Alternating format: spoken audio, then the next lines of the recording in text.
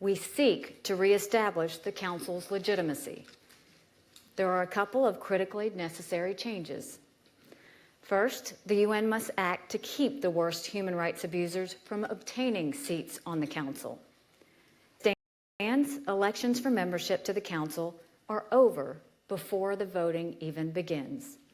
Regional blocs nominate slates of predetermined candidates that never face any competition for votes.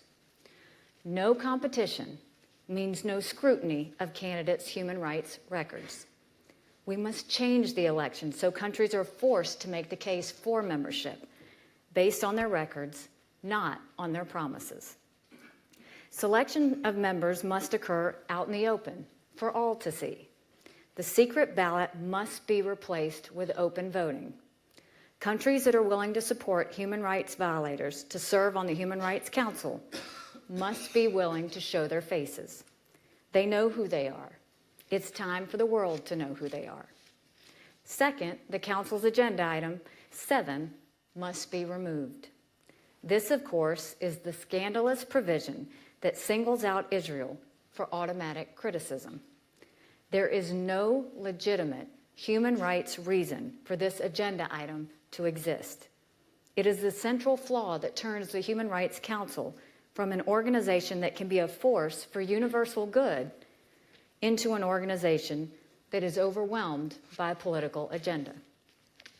Since its creation, the Council has passed more than 70 resolutions targeting Israel. It has passed just 7 on Iran. This relentless, pathological campaign against a country that actually has a strong human rights record makes a mockery not of Israel, but of the Council itself. The Council's effort to create a database designed to shame companies for doing business in Israeli-controlled areas is just the latest in this long line of shameful actions. Blacklisting companies without even looking at their employment practices or their contributions to local empowerment, but rather based entirely on their location in areas of conflict, is contrary to the laws of international trade and to any reasonable definition of human rights. It is an attempt to provide an international stamp of approval to the anti-Semitic BDS movement. It must be rejected. Getting rid of Agenda Item 7 would not give Israel preferential treatment. Claims against Israel could still be brought under Agenda Item 4, just as claims can be brought there against any other country. Rather, removal of Item 7 would put all countries on equal footing. The Council is no more justified in having a separate agenda item on Israel than it is on having one for the United States or Canada or France or the United Kingdom. More appropriate would be to have an agenda item on North Korea, Iran, and Syria, the world's leading violators of human rights. These changes are the minimum necessary to resuscitate the Council as a respected advocate of universal human rights. For our part, the United States will not sit quietly while this body, supposedly dedicated to human rights, continues to damage the cause of human rights. In the end, no speech and no structural reforms will save the members of the Human Rights Council from themselves.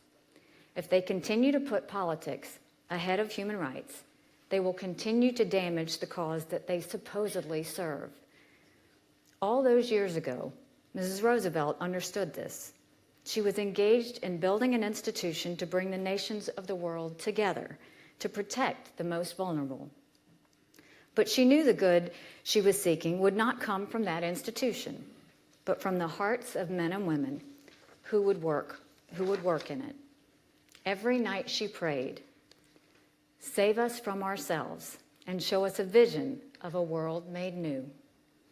I believe that vision is still achievable. I believe we can come together. I know there are many who share the belief. The status quo is not acceptable. It is not a place for countries who champion human rights. I call on all like-minded countries to join making the Human Rights Council reach its intended purpose. Let the world be on notice. We will never give up the cause of universal human rights.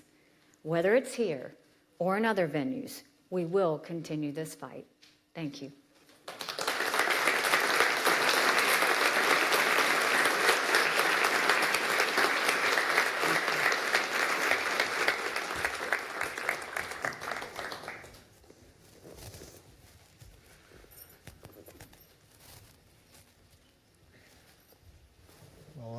Thank you very, very much, Ambassador. And just the format is that I've been asked to ask a few questions and to have a bit of a dialogue with the Ambassador, and then we're going to open it for a whopping 10 minutes or so to the crowd there, because I understand you have to actually catch a flight in a short time. So let me start out, as I'm sure you can imagine. When it was announced the other day that I was going to be moderating this, I immediately started getting deluged with emails from students of mine, from colleagues, and in some cases from total strangers, who asked me a series of questions, which I'm sure you could predict some of the questions they were going to be asked. And while I'm not going to try to make myself their kind of voice there, one of the things to start out with that I was really quite struck by is that the poster for your visit actually mentioned, among other things, that you were prioritizing human rights. And this comes out in the talk you gave at the Council on Foreign Relations, and it comes out in a number of interviews you've given. And I was struck by the fact that when I think about this, about prioritizing, normally what we think about is the way that one desirable goal will be put as more important than another one. And if I look at the countries that you called out, and not just in your speech just a moment ago, but in others' speeches, you mentioned, I wrote some of these down, Syria, North Korea, Venezuela, Cuba, Zimbabwe, and Iran. And I don't think it's much of an exaggeration to say that none of these are exactly on the U.S. hit list of countries that we have strong relations with in terms of trade relations or military relations or so forth. So I guess the question is, what does prioritizing actually mean? Does it mean what countries with whom the United States is close, would human rights mean that they would actually sacrifice other things to call out these countries? I think what we're looking at is the fact that there are a lot of priorities. In a time where we're seeing a lot of threats around the world, and in a time where things are very uncertain, what the United States is trying to do is lead. And what we consider leading is saying what we are for, what we are against, and making sure there's no gray areas. So there are certain countries that we are working with, whether it's counterterrorism, whether we're trying to work on other issues, but we're never going to give up human rights. There's a reason I called them out, because when it comes to human rights, they don't get a pass. When it comes to human rights, we have to keep American values at the forefront and share them. That's what we're proud of. That's what we've always done. And that's what we're going to continue to do. So, but it's not one where we can say we're not going to deal with that country at all. If we're going to lead, we have to deal with all of them. But that doesn't mean we don't mention things when we see something wrong. So the idea would be to mention things. I'm doing more than mentioning. You know, what we did was in the Security Council, they had never once taken up human rights as an issue because they didn't see it as part of peace and security. Human rights is absolutely a part of peace and security. If you look at what happened in Syria and you look at the fact that all of this conflict started from 13 to 15-year-old boys out there spraying graffiti on a wall against the government. And then the government turns around, arrests those boys, tortures those boys, pulls their nails out. Bloodied and beaten, they give them back to their parents. Their parents go to the streets, very upset. Naturally, other parents are going to go along with that. And now you look later. I've talked before about Tunisia. You look at the fruit stand worker. He was tired of being stolen from. He was tired of the government. So he was so desperate that he stood out in the streets and set himself on fire to make a point. All of these conflicts that we have, if you go back, they always go back to human rights. So what I was trying to do with the Security Council, making that my major theme in the presidency, was we can prevent this. If we see something wrong, if we see a government that's not taking care of their people, if we get in front of it, we can stop Assyria. We can stop the Arab Spring issues. We can stop all of these things from happening in the first place. It's the reason why I'm so concerned about Venezuela. Is in Venezuela, it's hard-pressed to see that Maduro's not following in the same steps of Assad. And we need to make sure we stop it before it gets to that point and make sure we're doing something about it. Could you imagine any U.S. military allies or major trading partners with whom there would be some kind of confrontation over human rights? I make it at the Security Council all the time. The reason I came to do Venezuela here was because the Human Rights Council wasn't doing it. So I will be very loud about human rights with any of the violators that do that. That's my job. That's what I expect to do. That's what I think is important. And so I'll continue to express that. No one's ever accused me of being quiet. I would never accuse a governor of any form of being quiet. That's right. So let me ask you then a follow-up. One of the things that you had mentioned, and I was quite pleased to hear this, you started out your speech by referring to Eleanor Roosevelt. And since I am an academic, I have the curse of actually having studied some of these things. And one of the things that actually comes up very interestingly is at the time that Eleanor Roosevelt was fighting the good battle about the Universal Declaration and so forth, the United States government, under her sometime ally, Harry Truman, member of her own political party, was at the same time busily sending aid to Greece, which was massively violating human rights, and before the Korean War, I'm not even talking about after it broke out, to South Korea, which was slaughtering large numbers of people. Was this a problem for the United States to be doing these kinds of things? Or was it the kind of thing that under the conditions of the Cold War was reasonable? I'm not going to attempt to go and reevaluate the past. What I am going to do is talk about the future. And I think what's very important in this day and time where we're seeing so much extremism, we need to make sure we're always talking about human rights. We need to make sure that we're at the forefront so that any time we see something wrong, we never look away. I think that's what's led us to this position. It's the reason why I've tried to encourage the Human Rights Council to talk about these things, talk about these areas that haven't been talked about, condemn them. It's okay to, even if they're your border country, even if they're your ally or trade partner, still condemn them when you see something wrong. It's important because once they feel publicly condemned, then they'll feel shamed, and then we have to work with them to start doing the positive actions to make that get better. As part of the United Nations Human Rights Council, one of the things that was actually a significant innovation was the invention of universal periodic review. And arguably, even if the United Nations Human Rights Council doesn't condemn states, or only condemns them in, as you pointed out, in extremely partial fashion, isn't the very fact of preparing for this review and of having the review take place something which is very important, quite apart from any kind of public statements that are made on the part of the Council as a whole? I mean, I think the reviews are very important, but that doesn't mean you don't condemn them because you're doing reviews. You still have to bring things to light. You still have to talk about injustices when you see them.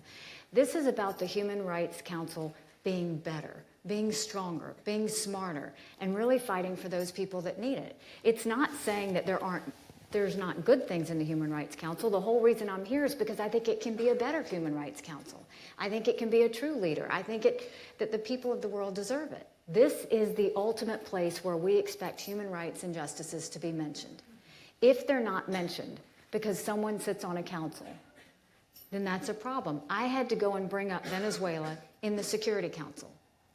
I brought it up because we've all seen the deaths. We've seen the political prisoners. We've seen the injustices that the government has done on the Venezuelan people. When I brought it to the Security Council, many of the members said, this is not the place to be talking about Venezuela. That's for the Human Rights Council. Well, when Venezuela sits on the Human Rights Council, how is that ever going to happen? And if they are going to sit on the Human Rights Council, all the other members should push for it anyway. It's that serious. It's that important. Those are the things we want to see with the Human Rights Council. I think the fact that they do scrutinize every single country is a great thing of the Human Rights Council, but it's not enough. Do you think that you mentioned before that it's important that there be some degree of reciprocity, and so that countries would themselves have to be evaluated? You quoted the story from Eleanor Roosevelt about this. What types of consequences do you think happen when a country like the United States is evaluated from time to time in these kinds of situations? I mean, I think we all have to face the fact that we're not perfect. And so when those things happen, it needs to come to everyone's attention. We need to look at the issues that we might have, and we need to go from there. The goal is to make every country stronger and smarter in the way that it deals with its own people. And that's all that the United States is looking for, is to make sure that everyone has the same rights that we do. And if they don't, encourage them to get better and encourage them to support their people more. So among the particular human rights that most people usually include is not only a right to speech and a right, obviously, to not be killed or to be imprisoned arbitrarily and so forth, but the right of the media and the free press. Do you see there are particular countries right now where this is under some threat? It's a very innocent question.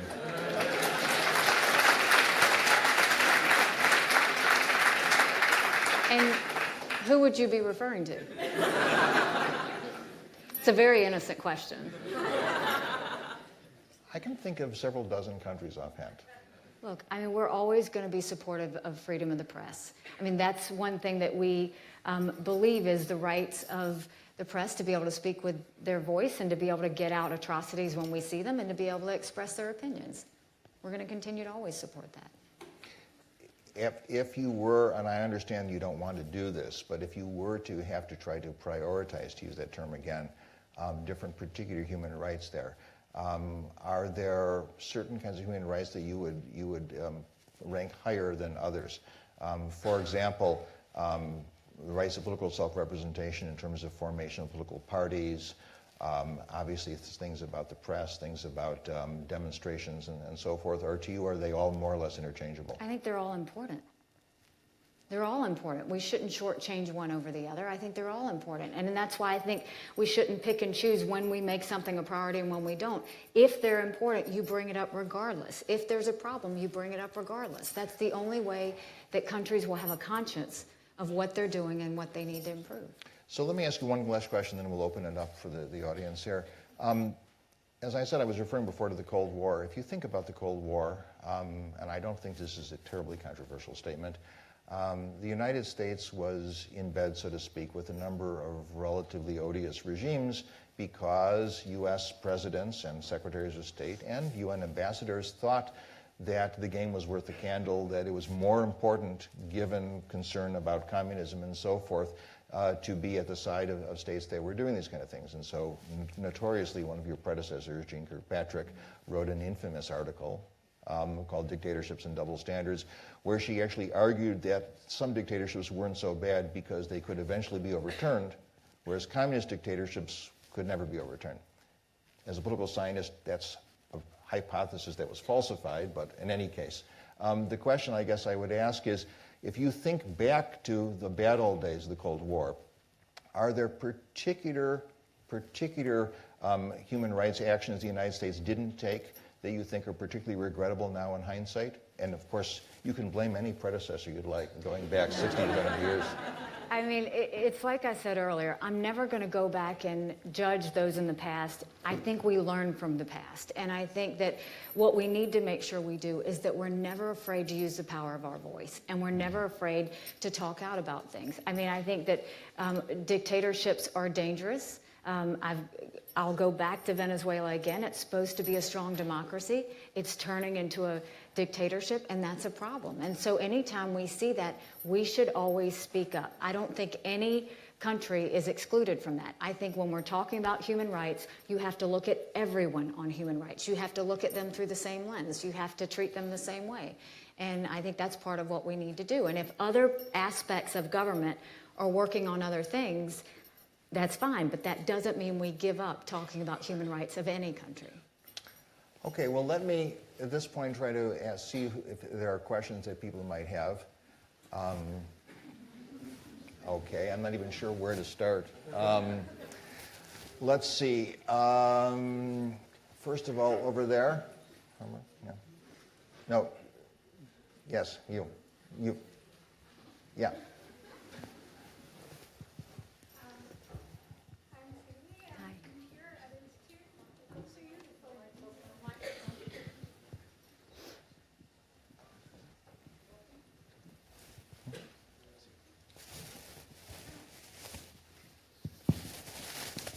mentioned a few different aspects of human rights, and I'd like to know how that influences the U.S. Condemnation of different regimes. So you mentioned democracy as one of the things that you're very upset about, and you mentioned Venezuela on account of that.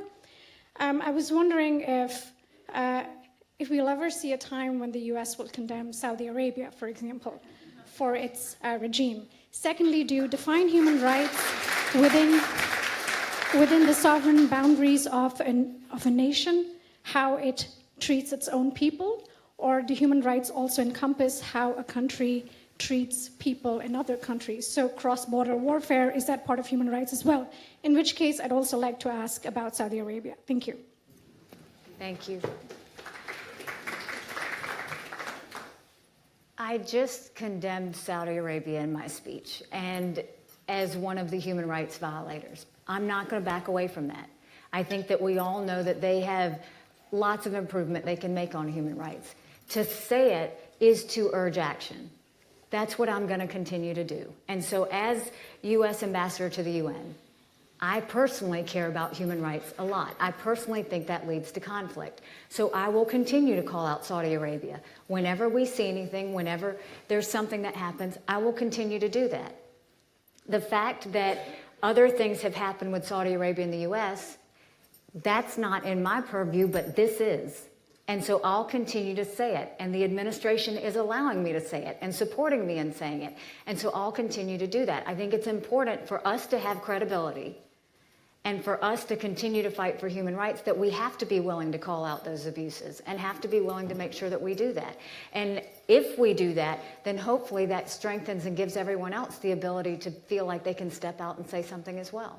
It's always that we correct things when we're in numbers and when we talk with one voice. And so the more countries that can come together to encourage Saudi Arabia to change its practices, the better.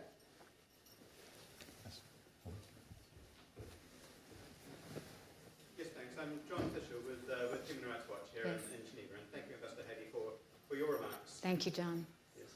You've obviously brought a lot of attention to ways in which the Human Rights Council could be strengthened. As an NGO, we're also very aware of the Council's shortcomings, while recognising, as you have, in many cases where it has made positive contributions. You've placed a lot of focus on the question of membership, and we also have long called for competitive slates, and would be interested in your views on how that could be moved forward. I have a couple of questions as well in terms of specific countries that you have. Can we make try to make it one question? Okay, single question then. It's a build on the previous question.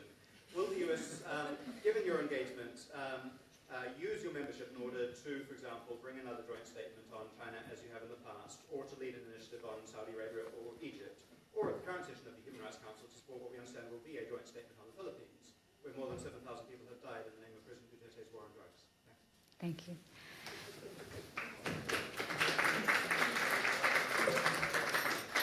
So we have no problem with the U.S. doing that, and that's something we want to see. But why hasn't any other member done it? Why hasn't the Council done that already? Why is it always that the U.S. has to do it?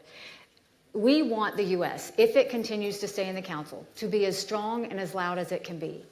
But we shouldn't be a council of one. There should be a group council.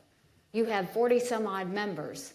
And we haven't heard anything on Venezuela. We haven't heard anything on Cuba. We haven't seen the actions we want to take. This has to be a combined reform of the Human Rights Council, all together, to decide that, yes, we're going to start acting, yes, we're going to start calling people out, and yes, we're going to do resolutions, even if it's uncomfortable, because they might be our friends in other areas. That's what the Human Rights Council was intended to do. The Human Rights Council was intended to take all politics out, all relationships out, and call out when they see something wrong. That's what the U.S. is going to encourage the human rights to do. That's in our participations. We would continue to do that and want to make sure that we continue to make it a strong force should we stay. Yes. No, you there, yeah.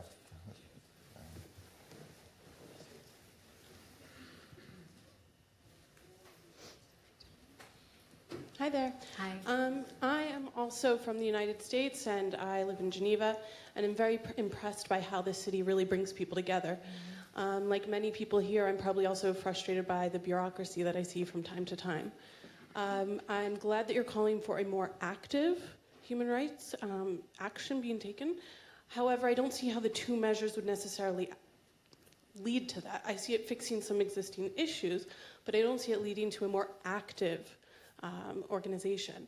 I also see that, for example, taking $35 million away from UNFPA, it kind of leads to a feeling of fear with the UN that it's going to lose the US support. So how can we create a stronger, more proactive organization going beyond the two measures that you call for?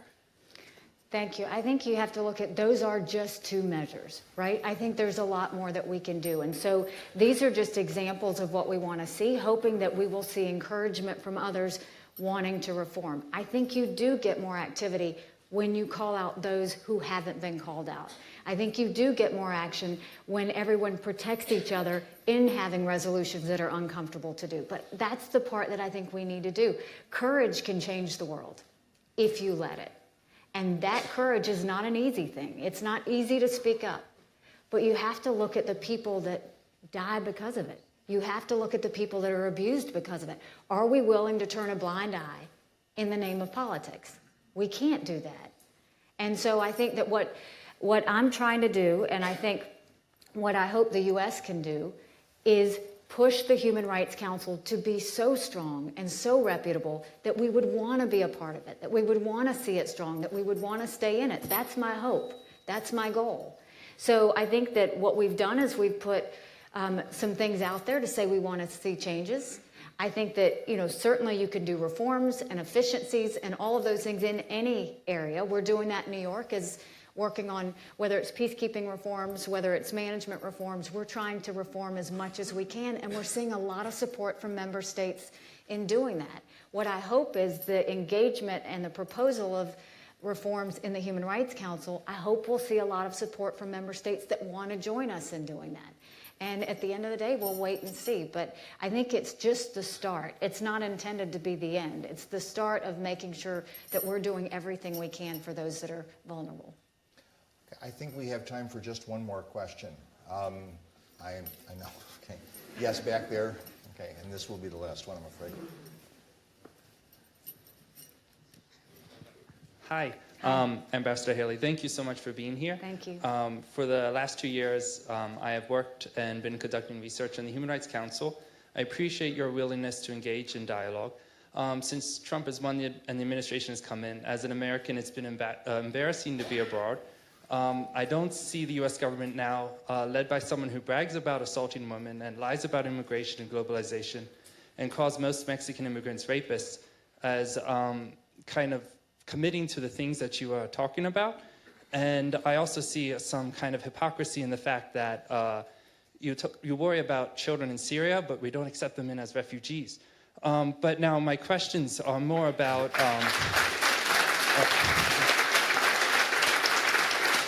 Don't take away from my time. No, but okay. But no, real quick, can you commit yes or no that the U.S. will not withdraw from the Human Rights Council? And also, would you more elaborate upon something in the spirit of Eleanor Roosevelt, that the HRC Commission would, that the U.S. would be amenable to the HRC, the Human Rights Council, investigating the abuses of human rights within the U.S., particularly in the case of Guantanamo Bay and the general abuses of the war in Iraq? Thank you. So that was a lot, right? So I'll try and kind of dissect that a little bit and see what we can do. So the first thing I want to talk about is the refugee situation, because it's an important one. And I think that basically what we know is that the president is adamant that he wants to make sure the vetting process works. I know when I was a governor of South Carolina, we always took in refugees. I know the good of refugees. My husband was deployed to Afghanistan. He served for a year, and there were 2 interpreters that kept them alive. And when he was coming back, that was the one thing we worked to do, was to make sure that we got the interpreters out so they wouldn't be killed. So South Carolina had a long history of accepting refugees, because there is a lot of good to make sure we do in keeping people from persecution. Having said that, when the Syrian refugee situation came up, I had called Director Comey, and I said, okay, how is this any different than any other refugee situation? And he said, we don't have any information on them. And I said, well, at what point will you get them? And he said, there's absolutely nothing. There's no way for us to vet. So knowing that that's the information the president has, what he's done is he's told his members, security members, find a way that we can vet in a way that we can be comfortable and the American people can be comfortable. That's a process that's ongoing. Now let's go to the Syrian refugee side. The Syrian refugees do matter. That's why I just recently got back from Turkey and Jordan, was to see what we're doing for Syrian refugees. The U.S. has spent $6.5 billion on Syrian refugees. We want to make sure they're safe and they're healthy. So what we've done is we went to Jordan, we went to Turkey to see what the conditions were. And in Jordan, we saw that they have been an unbelievable host country in the way that they're providing health care and education and stipends, but they're receiving a lot of pressure from the people in the area because of competitive jobs and some other things. We went to Turkey, and here's a country that's taken 3 million refugees. So you're seeing in both countries double shifts of schools. You're seeing roads that are more packed. You're seeing infrastructure that is more pressed. And you're seeing governments working very hard to try and do what they see as their duty. So one of the things we did was talk to both governments. We talked about access of NGOs to the Prime Minister in Turkey and the importance of making sure that gets into Syria. We talked about the needs of the Syrian people, but more importantly, I spent so much time with Syrians in refugee camps and outside of refugee camps. So what we tried to do was find out what else they needed. They said they needed psychological support because they've experienced so much trauma. And then they also said that they wanted to go back home. Not one of them said they wanted to come to the United States. What they all said was they needed support and assistance to get back into Syria. He had so many questions. Which one do you want me to? Well, the point on the refugees is important. We have to make sure that when we're dealing with the refugees, we are doing something about the refugees. The U.S. feels a moral position to do something about the refugees, and we're going to continue to do that. I know I'm not going to commit today on whether we're staying in or out of the Human Rights Council because we haven't seen it yet. We have to see the actions of the Council. We have to see the actions of member states to decide whether we're going to do that or not. And so we'll wait and see. What I can tell you is we have come here in good faith. We've come here in good faith because it would benefit the United States to have a strong Human Rights Council. It would benefit the international community to have a strong Human Rights Council. We are attempting to do what we can to make it strong. I don't know if we'll be successful, but I know we're going to try, and I know we're going to do everything we can. And so while you may say the administration is not showing certain actions, I am. And I am part of that team. And so if I'm going and talking to the refugees in Syria, if I'm going and trying to work on getting the Human Rights Council, if I'm bringing it up in New York, those are all things I'm going to continue to do to be loud on the issue. And that's all I know to do. But I will tell you, the U.S. is always going to be strong on human rights. When you look at the budget and all the talk of the budget, I can tell you that we see the UN as a place where we can have a lot of opportunities. It's why you see us using it more for foreign policy.